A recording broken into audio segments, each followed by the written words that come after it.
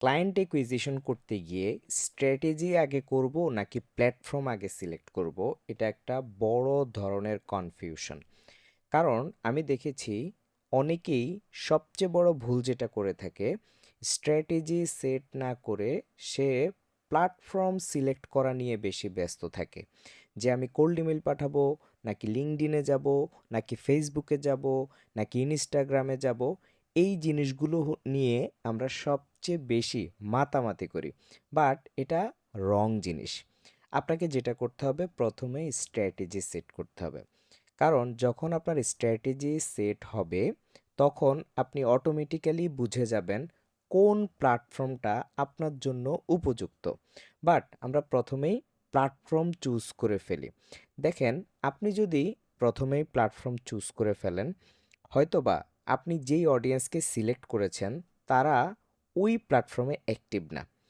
তাহলে আপনি যদি ওই প্ল্যাটফর্মকে টার্গেট করেন, আপনি কোনোভাবেই বেনিফিটেড হতে পারবেন না। এই জন্যই আমাদেরকে প্রথমে স্ট্র্যাটেজি সেট করতে হবে। স্ট্র্যাটেজি বলতে এখানে অনেকগুলো জিনিস আছে।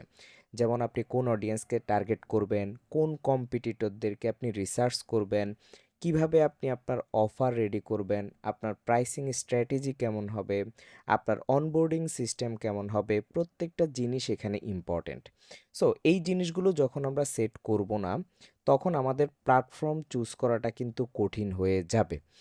যেমন আপনার বায়ার পার্সোনা সেট করা নাই, আপনি প্রপারলি যেই ইন্ডাস্ট্রিকে টার্গেট করেছেন ওই ইন্ডাস্ট্রিকে আপনি ভালোভাবে চিনেন না, জানেন না, কখনো এই ইন্ডাস্ট্রি নিয়ে পড়াশোনা করেন নাই। তাহলে ওই ইন্ডাস্ট্রি আসলে কোথায় অ্যাক্টিভ, তাদের সাথে কিভাবে কথা বলতে হবে, কমিউনিকেশন কিভাবে করতে হবে, ইত্যাদি অনেক জিনিস করতে গিয়ে আপনি অনেক প্রবলেম ফেস করবেন। এই জন্য আমরা যেই ভুলটা করি, আগে প্ল্যাটফর্ম সিলেক্ট করি, এটাকে প্রথম প্রথম অবস্থায় বাদ দিতে হবে।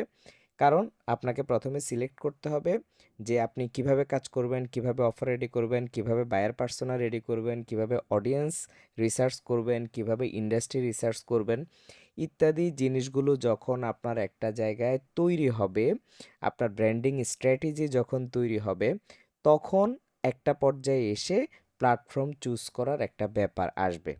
বাট আপনি যদি ভুলে প্রথমে প্ল্যাটফর্ম সিলেক্ট করে ফেলেন, তাহলে পরবর্তীতে আপনি অনেকগুলো প্রবলেম ফেস করবেন।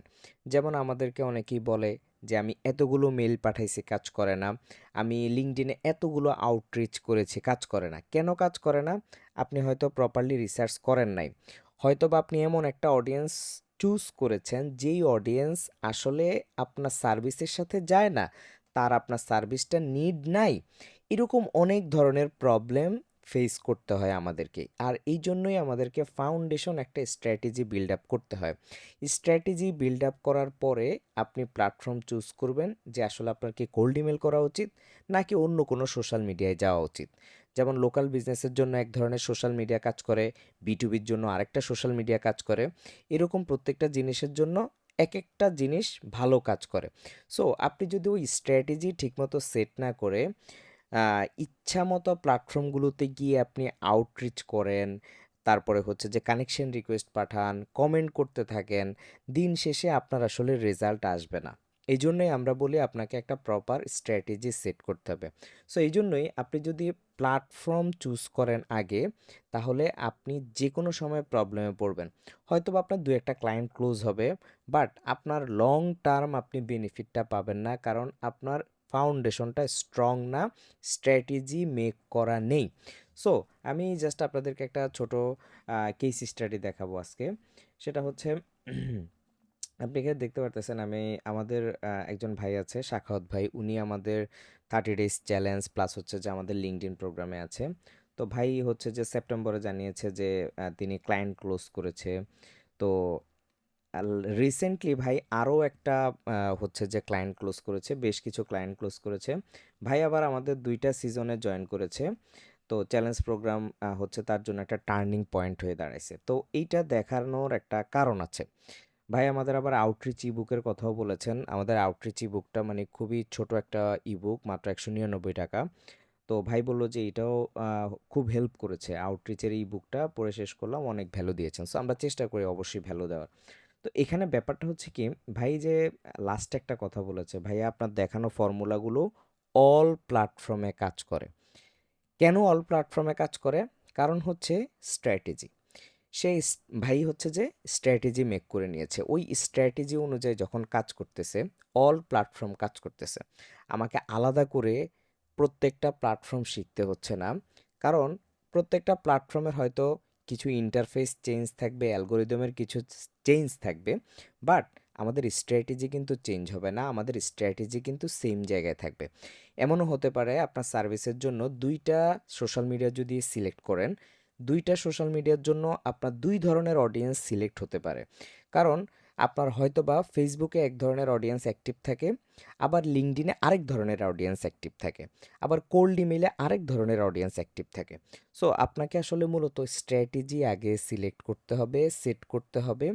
দেন আপনি প্ল্যাটফর্মগুলোকে ইউটিলাইজ করার জন্য নেক্সট স্টেপ নিবেন। বাট আমরা কি করি? নেক্সট স্টেপটা প্রথমে নিয়ে ফেলি, যে আমি হয়তো বা ফেসবুকে যাব, ইনস্টাগ্রামে যাব, বা লিঙ্কডইনে যাব, বা টুইটারে যাব, বা কোল্ড ইমেইলে যাব। এই জিনিসগুলো হচ্ছে লাস্ট স্টেজের একটা স্টেপ, যে এইটার সাথে আমি এই প্ল্যাটফর্মগুলো দিয়ে আমি হচ্ছে ক্লায়েন্টের সাথে কানেক্ট করব। বাট এইটার আগে আমার যে অন্যান্য যত ফাউন্ডেশন সেট করা উচিত সেটা আমরা সেট করতেছি না। সো ভাইরা ভাইরা যখন কাজ করতেছে তখন এই যে ফাউন্ডেশনগুলো সেট করার পরে তখন হচ্ছে প্ল্যাটফর্মগুলোতে ওই প্ল্যাটফর্ম অনুযায়ী কাজ করতেছে, টার্গেটিং অনুযায়ী। এখন আপনি জানেন না আপনি কাকে টার্গেট করবেন, তাহলে আপনি লিঙ্কডইন ইউজ করেন, আর ফেসবুক ইউজ করেন, বা টুইটার ইউজ করেন, বা ইনস্টাগ্রাম ইউজ করেন, আপনার কোনো বেনিফিট নেই। কারণ আপনি জানেনই না আসলে কাকে টার্গেট করতে হবে। সো এই যে ফাউন্ডেশন, যেটাকে আমরা বলি স্ট্র্যাটেজি, ফাউন্ডেশন স্ট্র্যাটেজি আপনাকে প্রথমে সিলেক্ট করতে হবে, তারপর হচ্ছে যে আপনি প্ল্যাটফর্ম সিলেক্ট করবেন। সো এই জিনিসগুলো করার কারণেই হচ্ছে যে ফর্মুলাগুলো অল প্ল্যাটফর্মে কাজ করে। স্ট্র্যাটেজি সেট থাকলে আপনি যে কোনো প্ল্যাটফর্মেই যান না কেন, আপনার স্ট্র্যাটেজি কাজ করবে। আর যদি আপনি জাস্ট প্ল্যাটফর্ম সিলেক্ট করে দেন হচ্ছে আপনি কাজ করতে নেমে পড়েন, আপনি হয়তোবা অনেক কিছু করবেন বাট আপনার আসলে রেজাল্ট আসবে না। সো প্ল্যাটফর্ম চুজ করার আগে অবশ্যই আপনাদেরকে ফাউন্ডেশন স্ট্র্যাটেজি সেট করতে হবে। এবং ভাই রিসেন্টলিও আমাকে একটা স্ক্রিনশট দিয়েছে নভেম্বরের 10 তারিখে, যে আরও একটা পেমেন্ট এসেছে। তো এরকমভাবে হচ্ছে যে ভাইয়ের কাজ আসতেছে। তো এগুলো হচ্ছে একটু হাই ভ্যালুড ক্লায়েন্ট, ভালো ক্লায়েন্ট পাচ্ছে ভাই লিঙ্কডইন থেকে বা অন্যান্য সোশ্যাল মিডিয়া থেকে। তো আপনাদেরও হচ্ছে যে আপনারা যদি ক্লায়েন্ট অ্যাকুইজিশন করতে চান, ক্লায়েন্ট হান্ট করতে চান, প্রথমে আপনি স্ট্র্যাটেজি এবং ফাউন্ডেশন সেট করবেন, লেটার আপনি প্ল্যাটফর্ম সিলেক্ট করবেন। সো কখনোই এই ভুলটা করবেন না যে প্ল্যাটফর্মটা আগে সিলেক্ট করে ফেলবেন, কারণ আপনার সার্ভিসের সাথে আসলে কোন অডিয়েন্সের সাথে যায় এটা আপনি হয়তোবা জানেন না। এগুলো আপনাকে প্রথমেই কি করতে হবে? ক্লিয়ার একটা রোড ম্যাপ তৈরি করতে হবে। দেন আপনি প্ল্যাটফর্ম চুজ করবেন।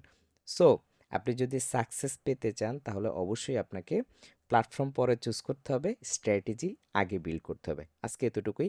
Thanks everyone.